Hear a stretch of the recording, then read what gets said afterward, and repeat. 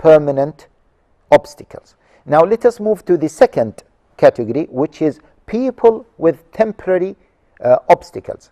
Now this category itself, let us bring it here, and we can say that this category itself can be classified into two main types. The first type is those people who have temporary obstacles, but if they fast, the fast will be valid. The fast will be acceptable from them. And there are some other people who have temporary, the other type of people, those who have temporary excuses or obstacles, but if they fast, the fast is invalid. It will not be accepted from them. Who are those people? Who are those people? Let us discuss this.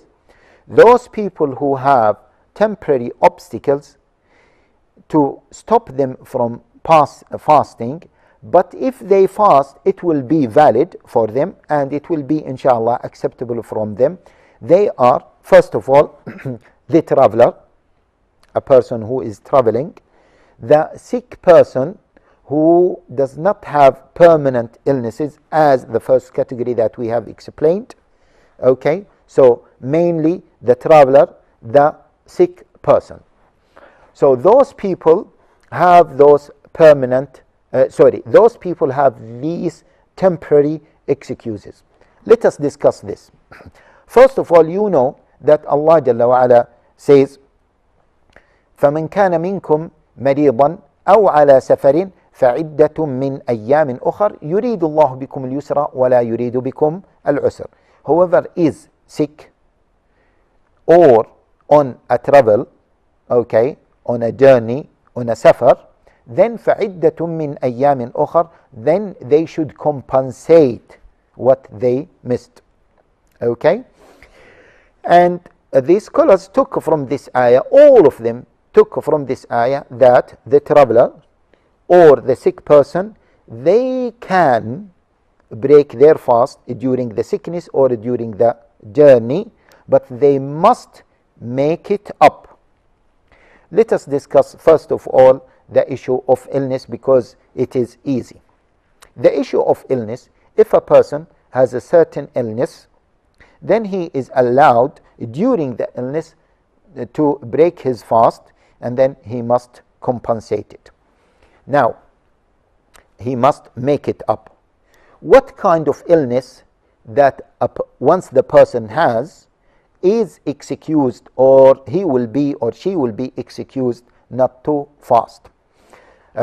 I'm coming to the end of this episode. I have to stop here, but inshallah we will explain this inshallah after the break. Sorry, we are not coming to the end of this episode. Sorry, I made a mistake. We are coming to a break inshallah. After the break we will discuss inshallah the issue of these obstacles. So stay with us. Assalamu alaikum wa rahmatullahi wa barakatuh. Ramadan is here, increase your iman. يا أيها المزمل قم الليل إلا قليلا نصفه أو انقص منه قليلا أو زد عليه ورتل القرآن ترتيلا. It's by the mercy and the help of Allah subhanahu wa ta'ala that we are embarking on a decade-long journey with this blessed program, Quran Circle 10. حميم والكتاب المبين إنا أنزلناه في ليلة مباركة إنا كنا منذرين. What's unique about this year is that we're making khatma of the Quran, finishing the entire Quran one page at a time, that we started that in Quran Circle 8.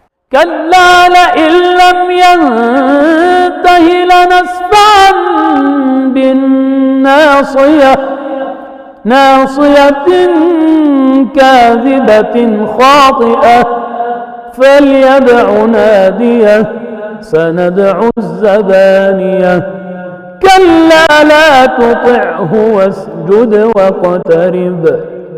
We established many acts of servitude, ubudiyya to Allah subhanahu wa ta'ala by reciting the Quran, listening to the Quran, correcting our recitation and understanding something about the pages that we recite, one page at a time, and we covered the entire Quran. واصبر لحكم ربك فإنك بأعيننا وسبح بحمد ربك حين تقوم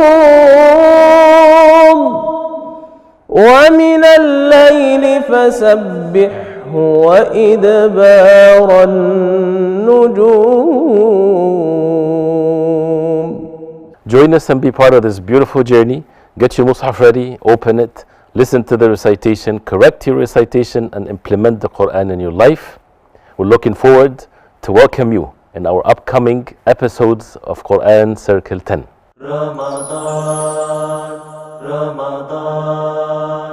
اللهم أهله علينا باليمن والإيمان. Ramadan is here, increase your iman. Assalamu alaikum wa rahmatullahi wa barakatuh. Welcome back, brothers and sisters. Just before the break, we were discussing people who have temporary obstacles to stop them from fasting the month of Ramadan, and we said that they are mainly the travelers and the sick people.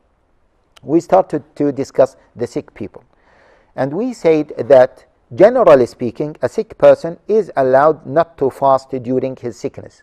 But the scholars discussed the level of sickness. Once the person has, he is or she is allowed not to fast. This is a very long discussion, but in brief, brothers and sisters, the illness that makes it so difficult for you to fast, or the illness that if you fast, it will prolong the illness period according to the trustworthy doctors. So those types of illnesses are the illnesses with which you are allowed not to fast, and you can make the days that you missed, you can make them up. I hope that this is clear. So if you have an illness with which it will be difficult for you, extremely difficult for you to fast, then you are allowed not to fast during that time, and you can make it up, or you must make it up. The second type is illnesses. It might not be difficult for you to fast, but if you fast, it might prolong, or it is likely to prolong the period of illnesses. Then you are allowed not to fast, and then you can make it up, or you must make it up after your illness comes to an end. And we said that Allah Jalla wa Ala says in the Quran that whoever is on travel or illness, فَعِدَّةٌ مِّنْ أَيَّامٍ أُخَرٍ, means they must compensate that by, or they must make it up. So this is in terms of illnesses. By the way, I would like to stress on a point that you might hear different views about the issue of illnesses and the level of illnesses with which you are allowed to break your fast. In fact, you will find wide range of opinions. But this opinion, you need always, brothers and sisters, whenever you have difference of opinions and there is no strong dalil to confirm one opinion over the other opinion or over other opinions, then what I suggest is to put yourself on the safe side. Okay? Now let us move to the second obstacle, which is what? Which is being on a journey. Musafir. There is a long discussion about the musafir. We need to discuss many issues. First of all, who is a musafir? Is he the one who is traveling a long journey? Or is he the one who is just traveling from his city to another city, even if the other city he is traveling to or she is traveling to is very close to his original city. This is one discussion. So the discussion of the distance. The discussion of the time. What do we mean by the discussion of the time? If a person moving from his city to another city, for example, a person moving from England going to Egypt and going to study in Egypt for 1 year. During that year, is he considered to be a musafir or not? If a person is moving, for example, in a business journey to another country, but he is moving for 5 days. If a person is moving for 19 days, then what is the situation? So this is another issue. So we have the distance issue, the period issue. We also have another discussion, which is if a person is traveling, then when he is allowed to start utilizing the excuses or the concessions of fasting during Safar, or the concessions of Safar. These are many issues. We might not be able to cover all of them because of time constraints, and we spend so much time, or we spend a quite considerable amount of time discussing abstention and related issues.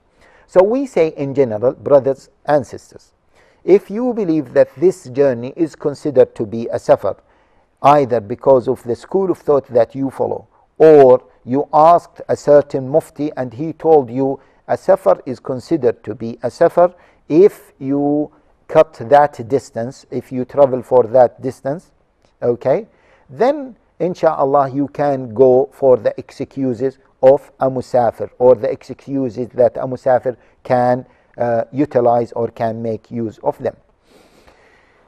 So this is just to cut it short, and I don't want to impose an opinion while I know the audience belong to variety or belong to different school of thoughts, and they hear different opinions from different channels.